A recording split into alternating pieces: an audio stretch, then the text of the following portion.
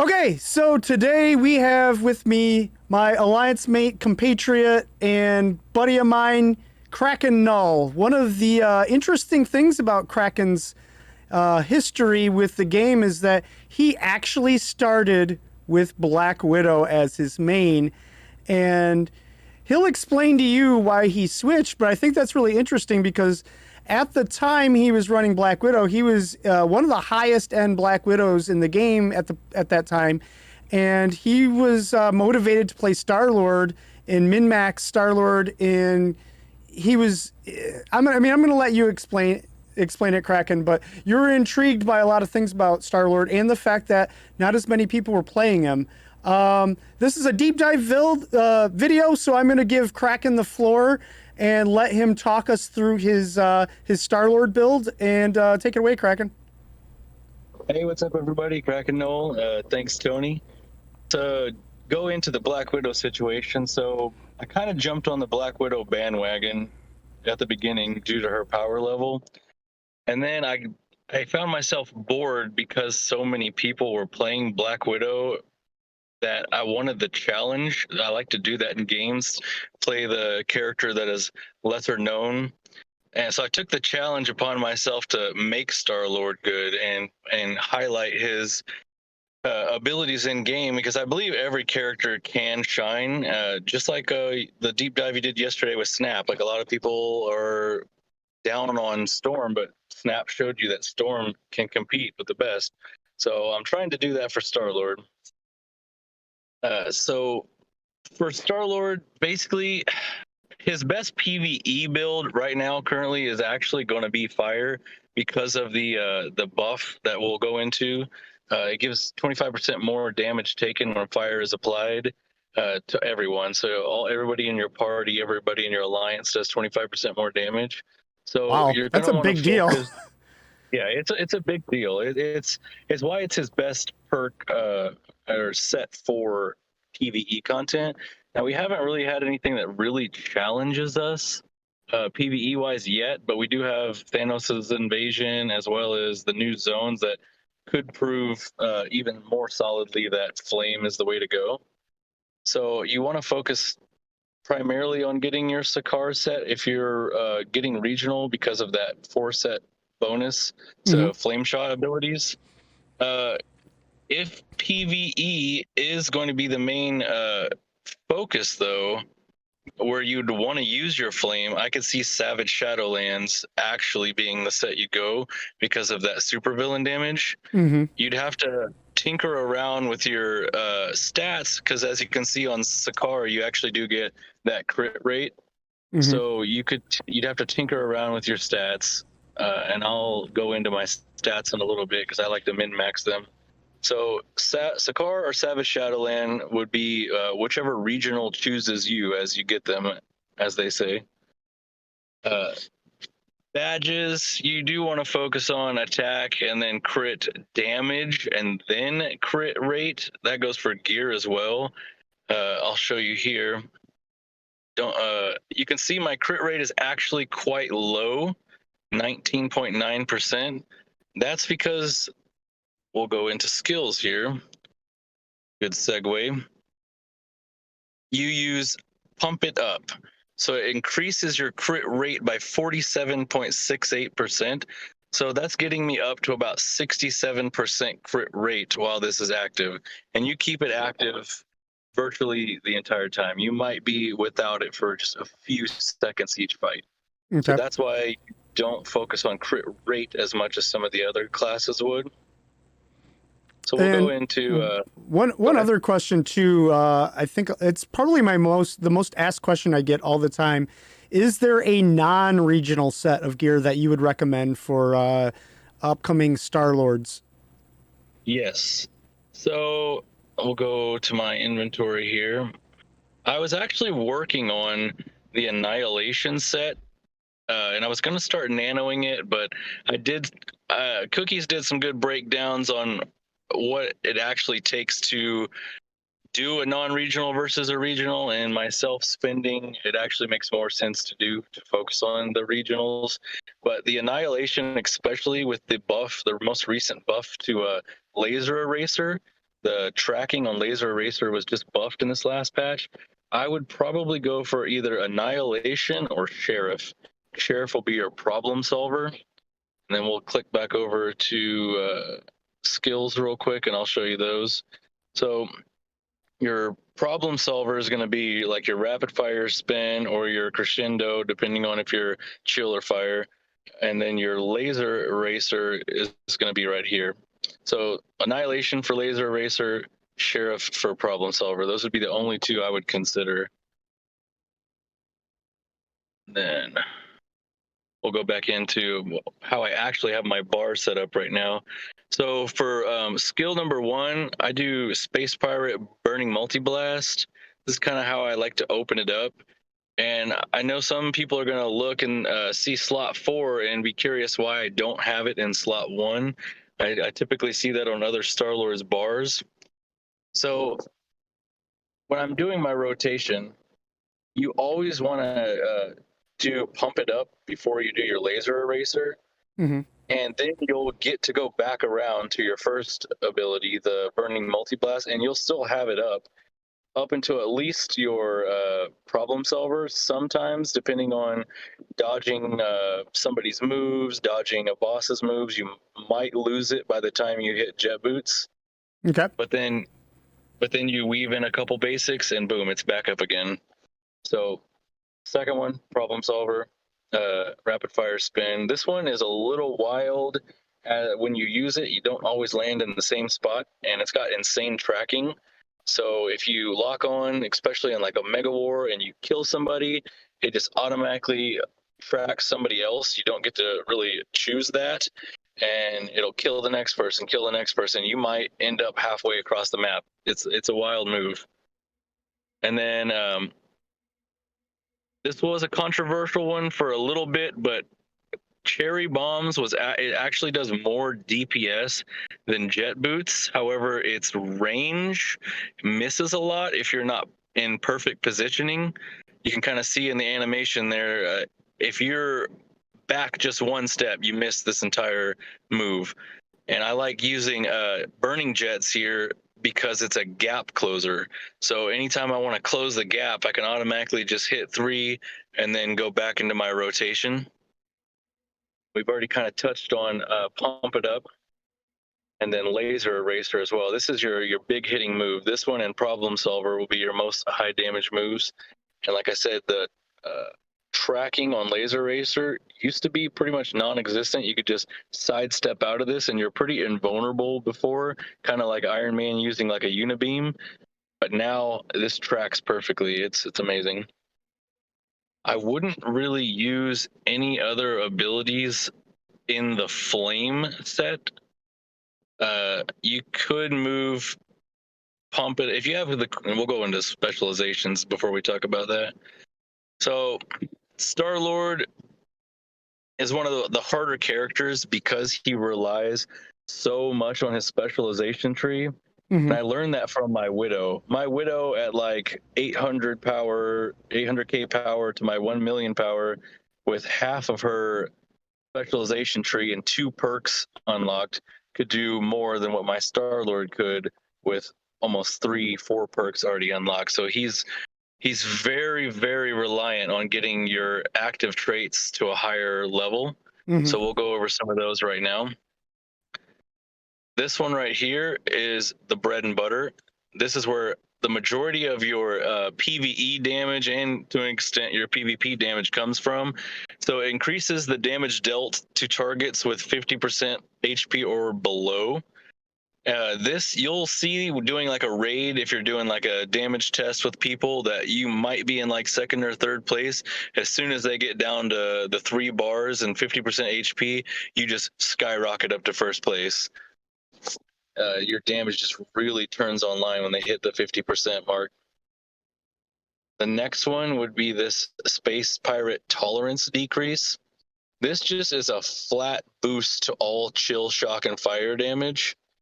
It doesn't, I've noticed when I put a point in here, I thought it was just going to be all damage completely, but it only says it's increasing fire, shock, and chill damage, but that's still a flat boost all across all your elements there.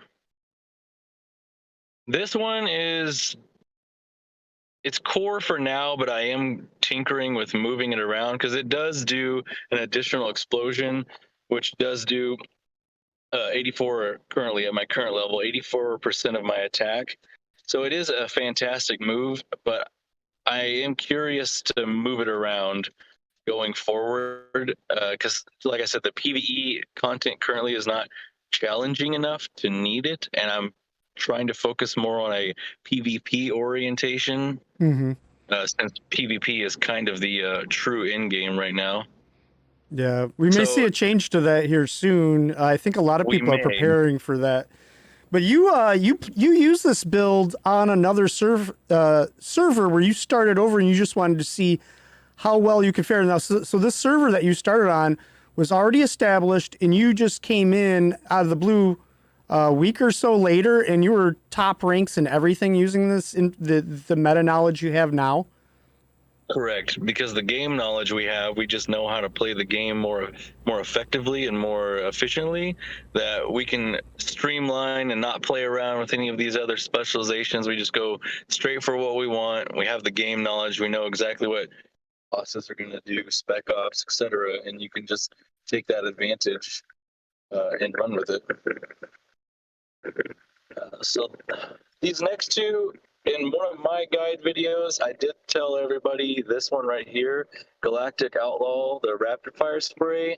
Mm-hmm. So these two right here, Bounty Hunter Stable Breath and Galactic Outlaw Rapid Fire, this is going to be pretty heavily dependent on how your gear rolls have landed.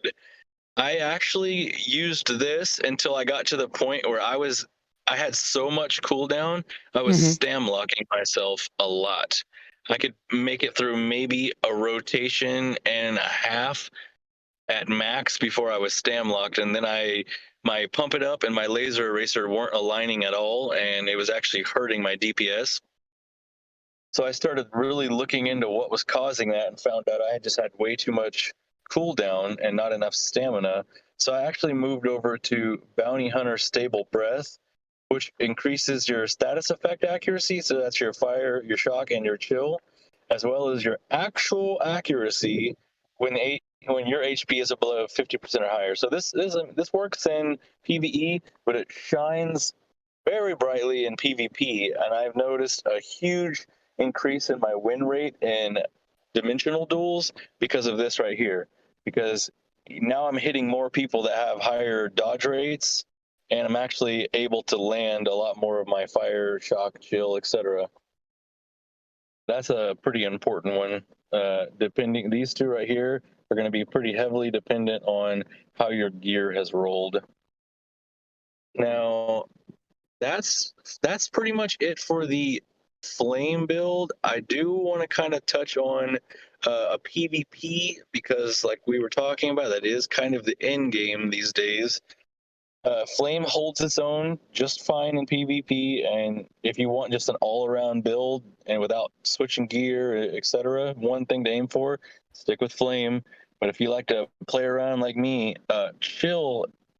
We'll go into this one right here. So this is a increased chance. Obviously, you can see I'm working on it. I just started tinkering with it recently. This gives you a chance to apply an additional chill stack. So that's going to freeze them quicker. And with the most recent buffs to our guard break while in chill, you can actually break their guard through maybe a full rotation. I was able to break someone's guard in half a rotation and Mm-hmm. freeze them before the end of my rotation. So at that point, you just play with them. You've got control over them. They're frozen, and you just finish them off. I will just briefly touch on the skills for that one because there's a little secret jewel in here. We'll show it off. So in PvP, noise pollution has actually kept me alive more than trying to focus on pump it up. Now my crit rate while I'm in chill is a little higher, so I don't have to focus on it as much as I do in my flame. But decreasing the attack by 36.22%, you can't kill anybody if you're dead. So tossing this at the beginning of a fight and decreasing their attack while also going into your rotation, freezing them and guard blocking them, you survive much longer. And that's not even having optimal PvP increase and PvP decrease. I'll show you that. This is, see, I've only got 41% and 20%, but that noise pollution really gives Star-Lord some extra survivability.